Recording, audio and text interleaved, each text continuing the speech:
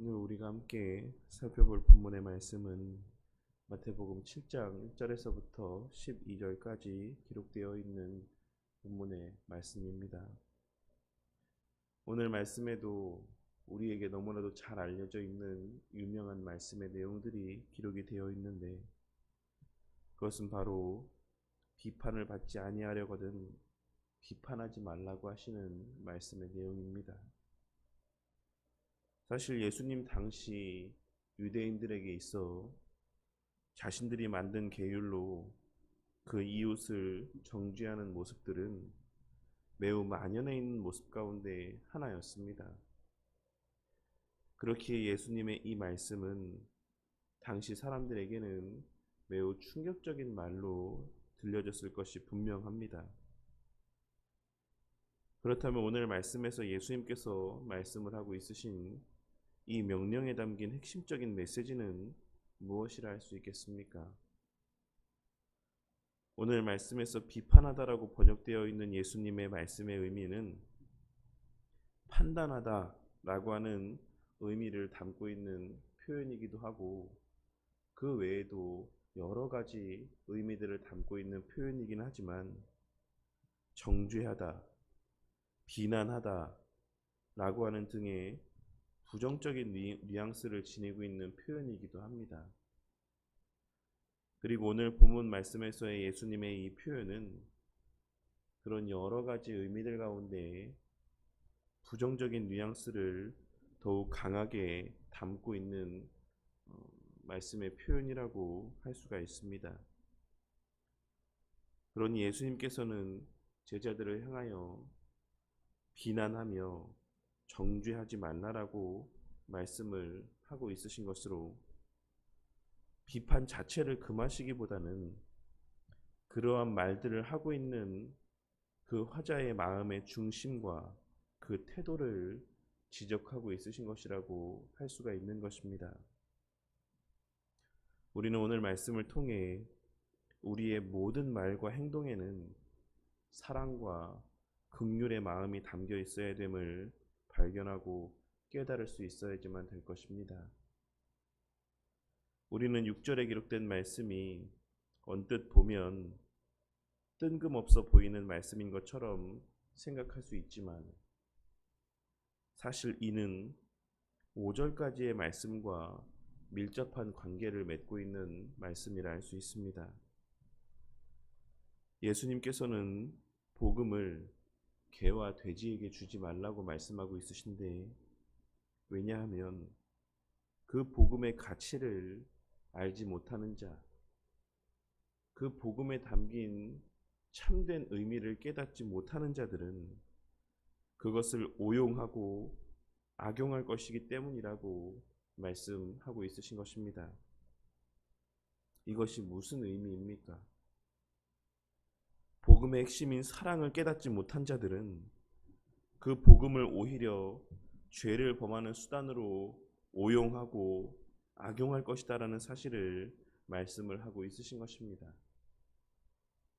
율법도 복음도 궁극적으로는 우리 주 예수 그리스도의 사랑을 향해야 되지만, 그것을 알지 못하는 자들은 오히려 그 사랑의 율법과 그 복음으로 하나님의 백성들을 하나 되게 하기는커녕 오히려 찢어놓고 상하게 만들 것이다라고 말씀을 하고 있으신 것입니다. 그리고 이를 통해 우리는 최근에 우리가 계속하여 연달아 주일 예배 시간에 함께 나누었던 말씀의 내용들을 생각해 볼 수 있습니다. 우리는 6절에 말씀을 하신 이후에 바로 이어서 하신 말씀이 7절에서부터 11절까지에 해당되는 말씀이라고 하는 사실을 간과하지 말고 주목함 가운데 그 의도와 의미를 분별할 수 있어야지만 될 것입니다. 11절에서의 좋은 것이다라고 하는 표현은 누가복음에는 성령으로 번역이 되어 있는 표현입니다. 그리고 이를 통해 우리가 기억해야 되는 것은, 우리가 계속 함께 나누었던 말씀에서처럼 우리는 무엇이 우리가 결코 타협할 수 없는 핵심 진리이고 무엇이 그렇지 않은 것인지를 분별할 수 있기를 위해 성령 하나님의 조명하여 주심의 은혜를 구하고 바른 분별력을 구하는 자들이 되어야만 함을 발견하고 깨달을 수 있어야지만 되는 것입니다.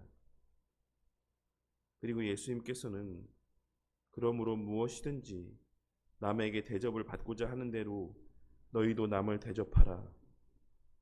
이것이 율법이요 선지자니라 라고 말씀을 하고 있으십니다. 그런데 성도님들은 이것이 율법이요 선지자니라 라고 하시는 이 예수님의 말씀을 다른 곳에서도 본 것 같이 느껴지지 않으십니까? 이 말씀을 보며 다른 어느 한 부분에서의 예수님의 말씀이 떠오르지 않으십니까? 마태복음 22장에서 예수님께서 말씀하시기를 율법 중 어느 계명이 크냐 묻는 율법사의 질문에 대하여 예수님께서는 그 질문에 대해 내 마음을 다하고 목숨을 다하고 뜻을 다하여 주 너의 하나님을 사랑하라 하셨으니 이것이 크고 첫째 되는 계명이요 둘째도 그와 같으니 내 이웃을 내 몸과 같이 사랑하라 하셨으니 이 두 계명이 온 율법과 선지자의 강령이니라 라고 말씀하셨다라고 하는 사실을 우리는 떠올려 볼 수 있습니다. 그러니 우리는 이를 통해 우리의 모든 말과 행동의 동기와 목적은 오직 하나님을 사랑하고 이웃을 사랑하는 마음에서 발현되어져야지만 하는 것이며 심지어 율법의 말씀을 행하는 것 또한 그러한 동기와 목적에서 행해져야지만 되는 것이다라고 하는 사실을 그와 같은 예수님의 가르침의 말씀을 통해 발견하고 깨달을 수 있어야지만 되는 것입니다. 우리는 누군가를 바라보는 그 시선으로 하나님도 우리를 바라보실 수 있음을 명심하고 살아가는 그와 같은 하나님 앞에서의 신전 인격자의 삶을 살아가는 우리 모두가 되어야만 할 것입니다. 나의 누군가를 향한 경멸과 조롱의 모습이 하나님의 나를 향한 모습일 수 있다는 사실을 기억하고 늘 말과 행동을 조심하며 살아가는 저와 우리 모두가 되기를 바란다는 것입니다. 우리가 하나님의 사랑을 알고 하나님을 진정으로 사랑하게 된다면 우리는 내 이웃 또한 반드시 사랑하게 되어 있습니다. 왜냐하면 하나님께서 나뿐만 아니라 내 이웃들의 하나님이 되시며 그들을 위하여서도 십자가에 달려 죽으셨고 그들 또한 그와 같이 사랑하시며 그들 또한 하나님의 형상으로 지음받은 하나님의 보물과도 같은 존재들이기 때문입니다. 내가 내 이웃을 사랑하지 못하고 있다는 것은 우리가 인정하든 인정하지 못하든 내가 하나님을 진심으로 사랑하지 못하고 있음에 대한 증거라고 하는 사실을 깨닫게 되는 은혜가 있기를 바라겠습니다.